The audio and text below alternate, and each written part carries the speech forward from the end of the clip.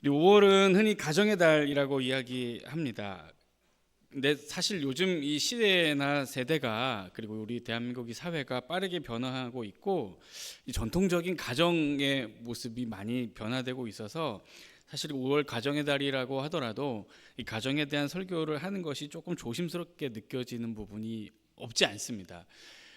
우리 성도님들의 사정을 저도 알잖아요. 혼자 계시는 분들도 계시고 혼자 되신 분들도 계시고 가정에 아픔이 있는 분들도 계시고 아예 가정을 이루지 않은 분도 계시고 또 심각한 어떤 가정의 위기나 문제들이 있는 분들도 계시기 때문에 사실 이 가정에 관한 설교를 하는 것이 쉽지는 않고 저도 해야 되나 말아야 되나 하는 망설임도 있기도 했습니다. 그러나 우리 하나님께서 분명히 태초부터 우리의 가정을 지으셨고 또 하나님의 영원한 구원의 계획과 창조의 질서가 우리 가정에서부터 비롯되는 것임에는 또 틀림이 없기 때문에 하나님의 창조의 질서에 따라 그리고 진리의 말씀을 그냥 전하려고 합니다. 오늘부터 3주 동안 가정에 관한 말씀을 전하려고 합니다. 오늘은 부모됨에 관하여 이야기를 나누려고 하고요. 다음 주에는 자녀됨에 관하여 이야기를 나누려 하고 세 번째 주에는 부부됨에 대해서 말씀을 나누려고 합니다. 이 말씀들을 통해서 하나님 앞에 더 우리 가정이 온전해지는 은혜가 있기를 원하고요. 혹시라도 우리의 가정의 어떤 상황 때문에 책망이나 정죄하는 것으로 이 말씀이 들리지 않기를 바라고 오히려 필요한 은혜로 우리를 채우시는 하나님의 은혜와 사랑을 덧입는 귀한 은혜가 있으시기를 예수님의 이름으로 축원합니다. 오늘은 부모님들에게 전하는 하나님의 말씀입니다. 이 땅의 모든 부모님들에게는 자녀를 잘 키우고 싶은 소원이 있습니다. 이 땅에서 당연히 건강하고 형통하고 잘 먹고 잘 살고 거기서 더 나아가서 나라 민족에 이바지하고 사회에 공헌하는 그런 훌륭하고 좋은 인생이 되기를 다 기도하는 마음이 있고요. 또 그렇게 잘할 수 있도록 아낌없는 지원과 사랑과 모든 것을 다 해주려고 하는 것이 부모의 마음이죠. 그런 부모들에게 오늘 본문은 반드시 기억해야 할 것이 있다고, 사랑하는 자녀들을 그렇게 믿음으로 양육하기 위해서는 꼭 필요한 것이 이것이라고 우리에게 중요한 깨달음을 줍니다. 오늘 본문의 4절 말씀을 다시 한번 보면 또 아비들아 너희 자녀를 노엽게 하지 말고 오직 주의 교훈과 훈계로 양육하라고 했습니다. 자, 오늘 본문을 보면 그 부모님들에게 하는 이야기가 두 가지예요. 하나는 하지 마라는 것이 있고요. 또 하나는 하라는 것이 있습니다. 적극적으로 하지 말라는 것은 무엇이냐면 노엽게 하지 말라는 것이고, 적극적으로 하라는 명령은 주님의 교훈과 훈계로 양육하라는 이야기입니다. 오늘 이 두 가지 이야기를 해보려고 합니다. 자, 먼저 사도 바울은 부모님들을 향해서 아비드라라고 부모들을 부릅니다. 자, 여기 이제 아비드라라고 하는 이 단어가 파테레스라는 이 헬라어 단어인데 이 단어는 사실 아버지라는 뜻입니다. 아버지, 어머니라는 뜻은 없어요. 이 단어 자체가 아버지라는 뜻입니다. 이 사도 바울이 이 에베소서에서 자녀의 양육에 대해 이야기하면서 아버지들아라고 부르는 것은 자녀 양육의 책임이 아버지에게만 있구나, 그런 의미가 아닙니다.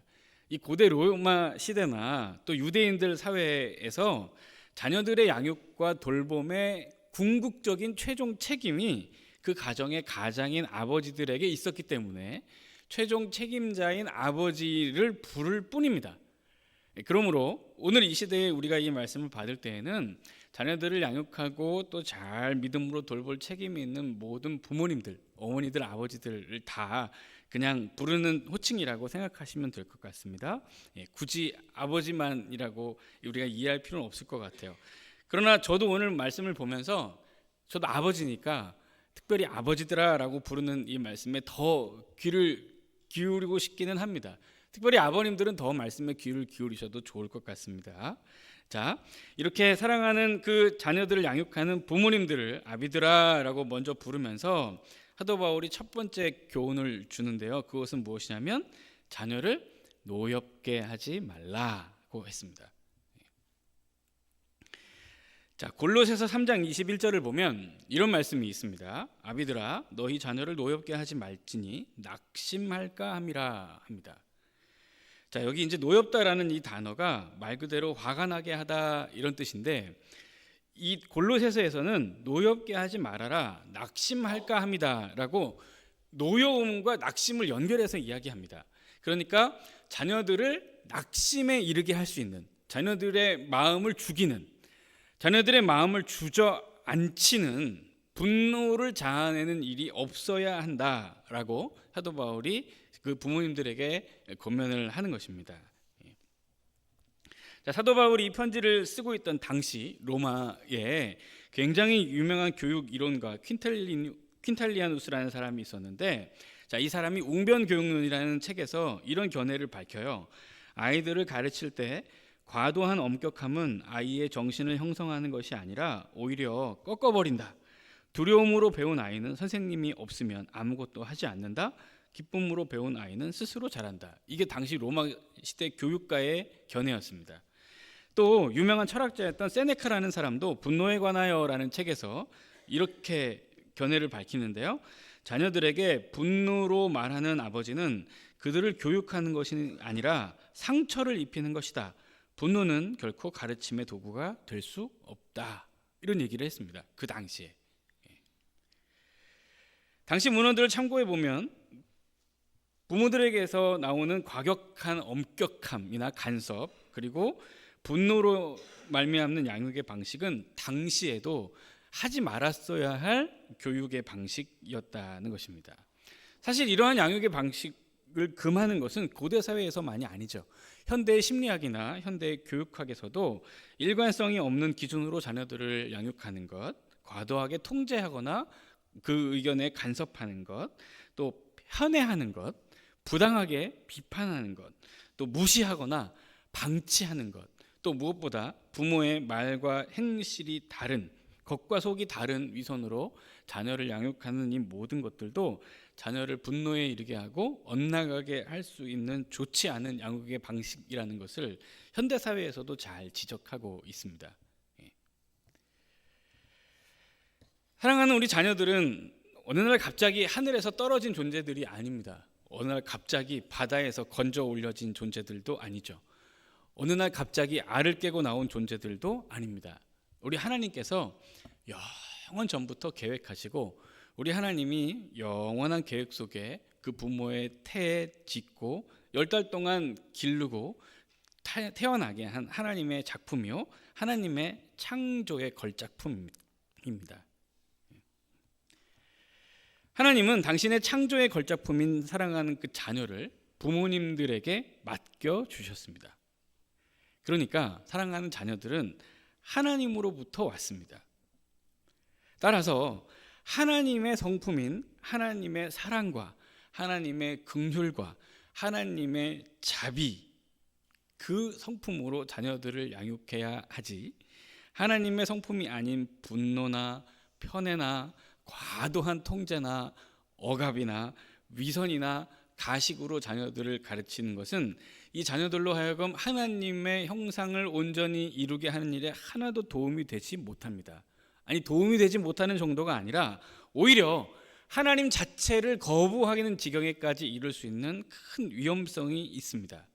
그렇기 때문에 사도 바울은 하나님의 형상을 닮아 하나님께서 친히 지으시고 창조하신 당신의 자녀를 맡은 이 땅의 언약의 대리인인 부모들은 마땅히 하나님의 성품을 따라 사랑과 긍휼과 자비로 양육해야 하지 그들을 노엽게 해서는 안 된다고 분명하게 이야기하고 있습니다.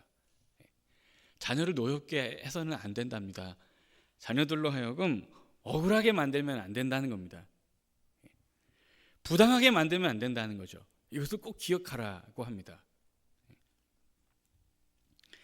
그러면 어떻게 자녀들에게 화를 내지 않고 그들이 화내지 않게, 그들이 분노를 가지지 않게 믿음으로 잘 양육할 수 있을까? 사도 바울이 그 방법을 알려줍니다. 이번에는 적극적으로 하라는 명령을 사도 바울에게 주죠. 자, 그것이 무엇이냐면 주님의 교훈과 훈계로 양육하라는 것입니다. 자, 여기 양육이라는 이 말도 우리가 좀 심도 있게 공부를 해봐야 될 필요가 있는데요. 이게 엑트레페테라는 헬라어인데 이 양육이라는 단어가 두 단어가 결합된 단어예요. 하나는 엑라는 전치사. 이 전치사는 무슨 뜻이냐면 완전히라는 뜻도 있고 밖으로라는 뜻도 있습니다. 그런 뜻을 가진 전치사, 이 에크라는 전치사하고 트레포라는 단어가 있어요. 이 단어는 어떤 뜻이냐면 먹이다, 기르다 이런 뜻이거든요. 그러니까 이 두 단어가 결합한 단어가 양육하다라는 단어예요. 그러니까 완전히 길러내다, 성숙하게 먹이다 이런 뜻이죠. 게다가 이 단어 그 전치사가 밖으로라는 뜻이 있잖아요. 그러니까 밖으로 나갈 수 있을 만큼 성숙하게 길러내는 것이 곧 성경이 말하는 양육입니다. 그러니까 부모를 떠날 수 있을 만큼, 이 가정의 테두리를 밖으로 나갈 수 있을 만큼, 홀로 설 수 있을 만큼 건강하고 성숙하게 양육시키는 것이 바로 성경이 말하는 양육입니다. 자, 이 단어에는 젖을 먹이는 어머니를 가리키는 의미도 있습니다. 게다가 그 에스드라서라는 그 유대교 문서가 있어요. 이 문서에 어떤 내용이냐면 남자는 자기를 양육한 아버지와 나라를 떠나 아내와 연합한다 이런 말이 있습니다.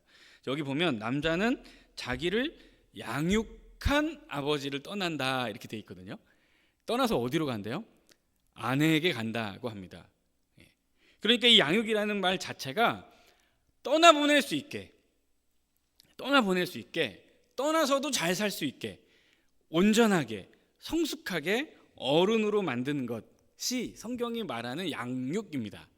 그러니까 성경은 부모님들에게 자녀들을 양육하라고 권면하고 있어요. 무슨 뜻이냐면 자녀들이 건강한 성숙한 어른이 되어서 홀로 하나님 앞에 서는 어른이 되어서 이 가정을 떠나 독립된 가정을 이루며 살 수 있는 존재가 되기까지 길러내고 세우는 것이 양육이라는 것입니다. 이 책임이 부모님들에게 주어졌다는 거예요. 그러면 이 양육을 어떻게 감당해야 하는가? 무엇으로 자녀들을 양육을 하는가? 무엇으로 하느냐면 주님의 교훈과 주님의 훈계로 하라고 합니다. 자, 그럼 이것도 단어의 의미들을 다 알아봐야 될 것 같은데요. 자, 먼저 이 교훈이라고 하는 말은 파이데이아라고 하는데 이 단어가 잠언 19장 20절에 쓰였습니다. 자, 잠언 19장 20절에 보면 너는 권고를 들으며 훈계를 받으라 그리하면 내가 필경은 지혜롭게 되리라고 했습니다. 자, 여기 너는 권고를 들으며 할 때 이 권고라는 말이 우리 본문에 쓰인 교훈이라는 말과 같습니다. 부모의 교훈을 잘 들으면 지혜롭게 된다는 것입니다. 성숙하고 건강하고 온전한 믿음과 인격을 가진 존재로 성장하는 데 필요한 모든 교육의 과정을 다 통칭하는 단어가 이 교훈이라는 말입니다. 인생 전체를 지혜롭게 살 수 있는 모든 가르침, 학교 교육, 학원 교육, 체험, 경험, 활동, 모든 양육의 활동들을 다 통칭하는 단어가 바로 이 교훈이라는 뜻이고요. 자, 훈계라는 말은 어떤 뜻이냐면 이 훈계는 그 교훈이 이렇게 큰 틀에서 통칭하는 단어라면 이 그 훈계는 말과 언어로 하는 교훈의 한 방식입니다. 이 말과 언어를 통해서 뭘 하느냐면 자, 이 훈계라는 말이 노테시아라는 단어인데 이것도 두 단어가 결합된 단어예요. 누스라고 하는 마음이라는 단어에 더해서 티템이라고 하는 노타라는 뜻의 단어가 합쳐진 단어입니다. 그러니까 마음의 노타 이런 뜻이죠. 훈계가. 아까 제가 그랬죠. 근데 교훈의 방식 중에 특별히 말과 언어라는 것을 가지고 자녀를 교육하는 것을 훈계라고 하는데 그러니까 말과 언어로 자녀의 마음 속에 뭔가가 확실하게 심어지고 놓여지게 만드는 것이 훈계입니다. 그럼 부모님들이 특별히 말과 언어로 자녀들의 마음속에 무엇을 놓고 자녀들의 마음속에 무엇이 자리 잡도록 해야 하는 것입니까?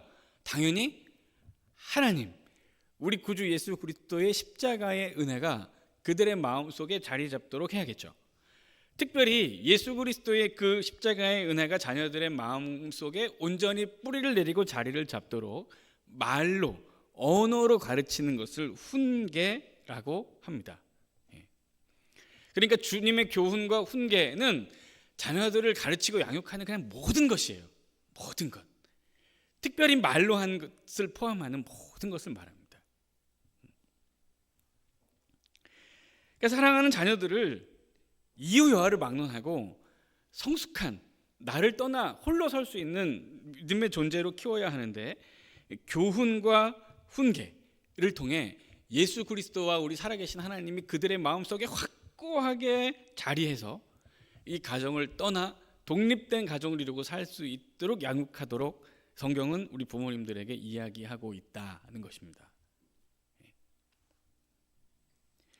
자, 그런데 여기서 우리가 제일 중요하게 눈여겨봐야 할 단어가 있어요.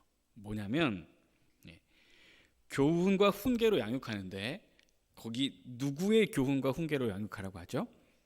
주의 교훈과 훈계로 양육하라고 합니다. 주의 교훈과 훈계. 그냥 교훈과 훈계가 아닙니다. 세상의 교훈과 훈계가 아닙니다. 우리 주님의 교훈과 훈계로 자녀들을 양육하라고 합니다.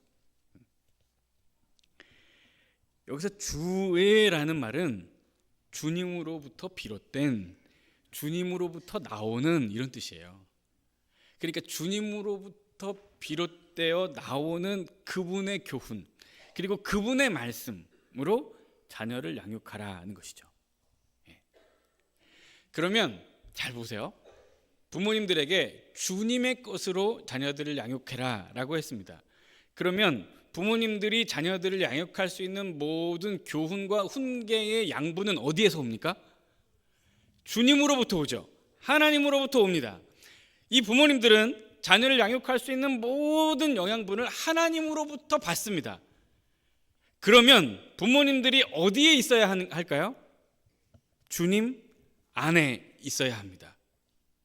주님 안에 거하면서 주님과 친밀하게 교제하면서 주님으로부터 부어주시는, 주님으로 흠뻑 넘치도록 부어주시는 사랑과 은혜와 긍휼과 자비와 지혜와 말씀을 부모님들이 흠뻑 받아서 그 주님으로부터 받은 모든 주님의 사랑과 자비와 말씀과 교훈을 그대로 자녀들에게 흘려보내주라. 그리고 그 흘려보내는 주님의 양분으로 자녀들을 장성한 믿음의 분량으로 키워내라. 그렇게 사도 바울은 이야기하고 있는 것입니다. 사랑하는 성도 여러분, 우리 지난주에 말씀을 나눴습니다. 사도 바울이 교회와 성도들을 위해서 기도했습니다. 뭘 기도했냐면, 하나님, 우리 에베소 교회 모든 성도들과 이 교회가 속사람이 강건해지는 은혜가 있기를 원합니다. 우리 예수 그리스도의 그 사랑의 길이와 넓이와 높이와 깊이가 어떠한지를 깨닫는 은혜가 있기를 원합니다. 그리고 하나님의 모든 충만함으로 충만해지는 은혜가 있기를 원합니다 라고 사도 바울이 기도했습니다. 그리고 이것을 우리가 짧게 줄이면 성령 충만이라고 했죠. 그러니까 사도 바울은 이 성도들이 언제나 성령 충만하기를, 하나님으로 충만하기를 늘 기도했습니다. 그러니까 지금 사랑하는 부모님들이 그 자녀들을 양육함에 있어서 주님이 부어주시고 주님이 허락해 주시는 모든 교훈과 훈계로 자녀들을 양육하라고 하는 것도 다 같은 맥락입니다. 하나님으로 충만한 존재들이 되어서 하나님께서 부어주시는 그 힘으로 자녀들을 잘 양육하라는 것이 사도 바울이 부모님들에게 주는 교훈입니다. 마태복음 18장 3절에서 4절을 보면 예수님께서 이런 말씀을 하셨어요. 이르시되 진실로 너희에게 이르노니 너희가 돌이켜 어린아이들과 같이 되지 아니하면 결단코 천국에 들어가지 못하리라. 그러므로 누구든지 이 어린아이와 같이 자기를 낮추는 사람이 천국에서 큰 자니라 했습니다. 3절 한 번만 다시 띄워봐 주세요. 자, 예수님이 진지하게 얘기하십니다. 진실로 너희에게 이르노니 너희가 돌이켜서 어린아이와 같이 되지 않으면 결단코 천국에 들어갈 수 없다 하셨습니다. 자, 이 말 잘 보세요. 굉장히 충격적인 말씀이에요. 어린아이 같지 않으면 천국에 못 간답니다. 그럼 어디 가는 거예요? 지옥 간다는 겁니다. 천국에 못 간다는 얘기는 예수를 안 믿는다는 이야기죠. 믿음이 없는 사람이라는 얘기예요. 어떻게 하면요? 어린아이와 같이 되지 않으면 예수 믿는 믿음이 아니래요. 예수 믿는 사람이 아니랍니다. 천국에 갈 자격이 없다는 거예요. 예수님께서 말씀하시기를. 충격이죠. 그럼 어린아이와 같다는 얘기는 무엇이냐면 이런 뜻입니다. 우리는 보통 이 말씀을 이렇게 이해합니다. 순수함, 어린아이와 같이 순수함으로 하나님의 말씀을 받아들이고 예수님을 영접하는 것. 물론 그 해석도 틀리지는 않습니다만 예수님이 이날 이 문화권에서 이렇게 어린아이를 데려다 놓고 천국에 가지 못한다는 교훈을 주실 때 이 어린아이를 통해 하시고자 하는 말씀이 뭐냐면 이런 얘기입니다. 당시의 어린아이는 어떤 존재냐면 그냥 완전히 그 아버지에게 의존하는 존재예요. 아버지가 모든 것을 결정합니다. 자기 생각, 자기 고집, 자기 주장 아무 의미 없습니다. 아버지의 말씀을 따라 사는 존재가 이 어린아이입니다. 그런 어린아이를 데려다 놓고 예수님이 이 어린아이 같지 않으면 천국에 못 가라고 얘기하신 거예요. 그럼 반대로 이 어린아이와 같으면 천국에 갈 만한 믿음을 소유한 것이다 라고 하는 거죠. 그러면 조금 전에 제가 얘기했던 이 어린아이의 속성이 무엇이라고 했습니까? 완벽한 전적 의존, 철저하게 하나님과 속한 존재가 바로 이 어린아이입니다. 하나님께 전적으로 의존하면서 내가 옳다는 주장을 내려놓고 말씀 앞에 사는 사람, 이것이 믿음의 사람이라는 것입니다. 그런 의미에서 자녀를 주님의 교훈과 훈계로 양육하는 부모는 자녀 앞에서는 멋진 부모이지만 동시에 하나님 앞에서는 철저한 아이일 수 있어야 합니다.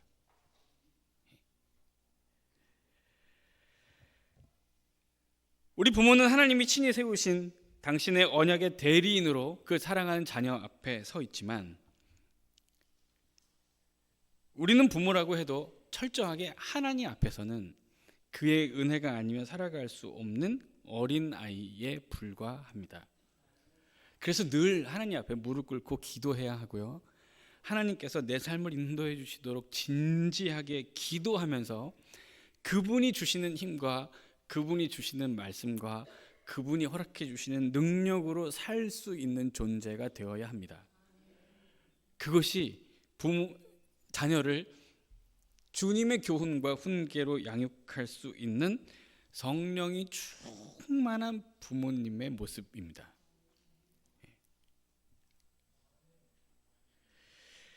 예전에 제가 어릴 때 가끔 저희 어머니로부터 이런 모습을 본 적이 있습니다. 가끔. 우리 어머니 또 제 설교를 항상 유튜브 통해서 보시는데 이 얘기를 할까 말까 고민이 되지만 그냥 제가 할게요. 어떤 일이 있었냐면 어머니가 이제 전화를 하세요. 전화를. 네, 목사님, 예, 안녕하세요. 하다가 잠시만요 하고 야! 가끔 그렇습니다. 가끔. 아니 그러면 이제 속으로 무슨 생각이 드냐면 또 시작이시네. 왜 저러시지? 이런 생각이 듭니다. 억울하죠. 그러니까 여러분 똑같아야죠. 아니 교회에서나 집에서나 내 모습이 똑같아야죠. 목사님 하고 부르는 내 이 말투나 아들아 하는 말투나 똑같아야죠. 권사님 하면서 야 이게 뭡니까 이게. 이러면 그 말을 듣는 자녀는 분노가 일어나지 않겠습니까? 우리 엄마는 우리 아빠는 교회에서만 잘하고 집에서는 막 소리 지르고 이게 뭐냐고 그렇게 분하고 억울한 마음을 분명히 갖지 않겠습니까? 그러니까 교회에서나 집에서나 직장에서나 학교에서나 어디나 하나님과 동행하고 하나님과 함께 있다는 생각을 가지고 하나님과 늘 함께하면서 하나님 앞에 무릎 꿇고 있다는 마음과 의식을 갖고 사는 것이 성령의 충만이고요. 이런 성령의 충만한 상태를 계속 유지하면서 성령 충만한 채 하나님과 동행하고 하나님과 함께하는 그 인생의 모습 자체, 그 존재의 모습 자체로 자녀들의 눈에 보이는 실제 살아있는 교육을 통해서 이 아이들도 마음에 예수 그리스도를 분명하게 살아계신 하나님으로 영접하고 나도 예수 그리스도를 믿는 신실한 하나님의 일꾼이 되어서 부모님들이 잔소리하지 않아도, 부모님들이 챙기지 않아도 얼마든지 홀로 스스로 하나님을 잘 섬길 수 있는 믿음의 사람들이 되도록 삶으로 하나님을 경외하는 존재 자체로, 내 믿음 그 자체로 자녀들에게 돈이 되라. 그게 양육이다 라고 하나님께서 사랑하는 부모님들에게 말씀하시는 것입니다. 사랑하는 성도 여러분, 우리 자녀들, 우리 자손들이 하나님 앞에 온전한 사람이 되기 위해서 필요한 것이 무엇일까? 무엇이 있어야 할까? 수도 없이 많죠. 너무 많습니다. 사실 우리도 그것을 위해 애쓰고 고민하고 수고합니다. 그리고 어떻게든지 더 좋은 환경과 더 좋은 조건을 만들어주기 위해서 애쓰기도 하죠. 더 많은 기회와 더 많은 재물을 물려주기 위해 애쓰는 것도 사실입니다. 다 필요합니다. 부인할 수 없습니다. 맞아요. 다 있어야 합니다. 그러나 가장 중요한 것이 있습니다. 가장 중요한 것. 다른 건 몰라도 이것만큼은 반드시 있어야 하는 그것이 무엇이냐면 하나님을 경외하는 믿음 자체로 살아있는 부모의 삶입니다.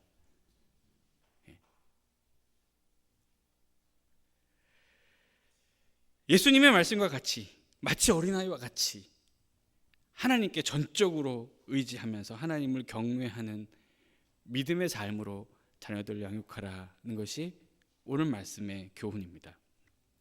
사랑하는 성도 여러분, 언젠가 시간이 지나면 우리는 하나님의 앞에 서게 될 것입니다. 이 땅의 심판의 주로 좌정하신 예수 그리스도 앞에 서게 되겠죠. 시간이 더 지나면 사랑하는 우리 자녀들도, 그리고 시간이 더 흐르면 사랑하는 우리 손주들도 예수 그리스도의 심판대 앞에 서게 될 것입니다. 그날 예수님은 분명히 물으실 거예요. 사랑하는 우리 자녀들에게도 우리 손주들에게도 분명히 물으실 겁니다.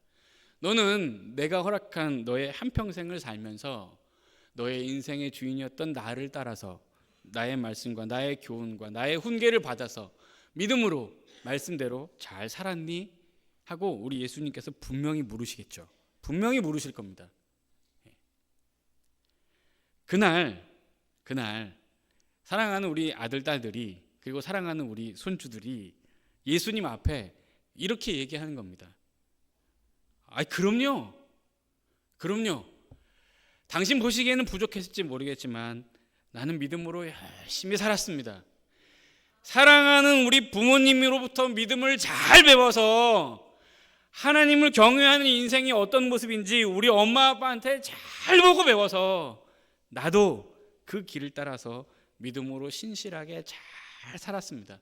내가 지금 하나님 앞에 이렇게 당당한 모습으로 이야기할 수 있는 것은 우리 부모님들이 삶으로 하나님을 경외하는 믿음을 나에게 잘 알려주었기 때문입니다. 하나님께 감사드리고 우리 부모님께 감사드립니다 라고 이야기할 수 있다면, 그 얘기를 우리가 옆에 서서 들을 수 있다면 우리 인생이 얼마나 영광스러울까요? 어떤 업적을 이루고 어떤 위대한 일을 한 듯 이 모습을 옆에서 지켜보는 것만큼 하겠습니까? 사랑하는 성도 여러분, 너무너무 감사하고 영광스럽게도 하나님이 영원 전에 지으신 사랑하는 우리의 자녀들을 믿음으로 양육하라고 우리에게 귀한 사명으로 맡겨 주셨습니다. 얼마나 영광스럽고 감사한 부르심을 우리에게 허락해 주셨는지 모릅니다. 이 영광스러운 부르심을 하나님 앞에 충성되게 잘 감당할 수 있기를 바랍니다. 항상 하나님과 동행하고 항상 하나님을 경외하는 믿음으로 잘 살자고요. 그리고 그런 삶 자체로 우리 자녀들을, 우리 손주들을 믿음으로 잘 양육하고 훌륭한 믿음의 일꾼으로 세워서 하나님 앞에 참 잘했다 칭찬받는 저 여러분들의 모든 삶이 되시기를, 그런 우리의 가정과 우리 자녀들, 우리 손주들 다 되기를 예수님의 이름으로 축원합니다. 기도하겠습니다. 하나님 아버지, 우리로 하나님을 경외하고 성령으로 충만한 부모가 되게 하여 주옵소서. 하나님이 주신 선물인 귀한 자녀들이 우리를 통해 하나님의 사랑과 말씀으로 잘 양육되어서 귀하게 쓰임받는 믿음의 일꾼들 되게 하여 주옵소서. 예수 그리스도의 이름으로 기도드립니다.